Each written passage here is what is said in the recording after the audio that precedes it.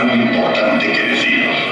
Y doy las gracias a las televisiones, internet y a todos aquellos que me han ayudado a conseguirlo. Resulta que mi amigo Rudolf ha tenido un pequeño accidente. El pobre se ha hecho daño en una pata. Por eso, esta Navidad necesito vuestra ayuda. Necesito que me pidáis menos regalos, así el dinero que será menos.